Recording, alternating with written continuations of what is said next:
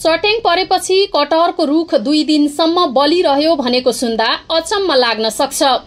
हो, यस्तै घटना घट्यो काभ्रेको मण्डन देउपुर नगरपालिका 10 बाँसटौवामा। केही दिन यता मौसम खराब छ, केही ठाउँमा हावाहुरी चलेको छ। देशका विभिन्न ठाउँमा चट्याङ सहित वर्षा पनि भइरहेको छ। यही जेठ 1 गते बिहीबार काभ्रेको मण्डन देउपुर नगरपालिका 10 बाँसटौवामा पनि चट्याङ पर्यो। वडाध्यक्ष कुमार तामाङका अनुसार उक्त चट्याङ ठूलो कटहरको रुखमा परेको थियो। रुख पुरै सुकेको थिएन, तर पातहरू भने थिएनन्। वडाध्यक्ष तामाङका अनुसार चट्याङ बिहीबार 1 गते राति 12 बजेतिर परेको हो। चट्याङ परे लगत्तै रुख दनी बल्न थाल्यो।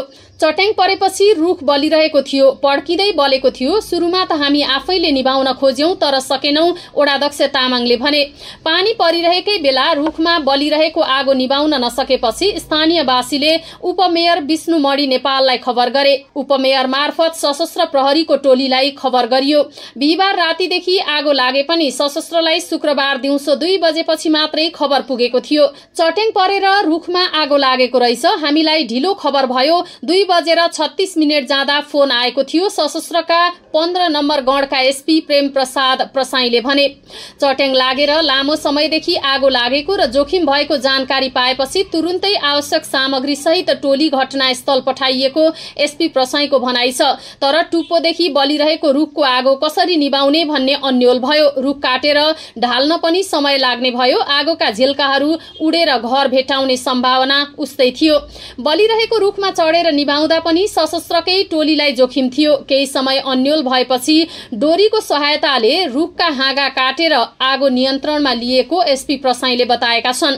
केही समय त कसरी निभाउने, के गर्ने भन्ने भयो। उनले भने दमकल पनि लियो, तर जाने ठाउँ नहुँदा समस्या भयो।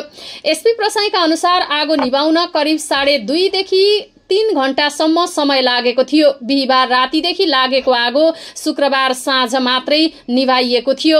एसपी प्रसाईले आफ्नो करियरमै यस्तो अनौठो घटना पहिलो पटक देखिएको बताएका छन्। अनौठो घटना पहिलो पटक देखियो, उनले भने नयाँ सिक्ने अवसर पनि भयो।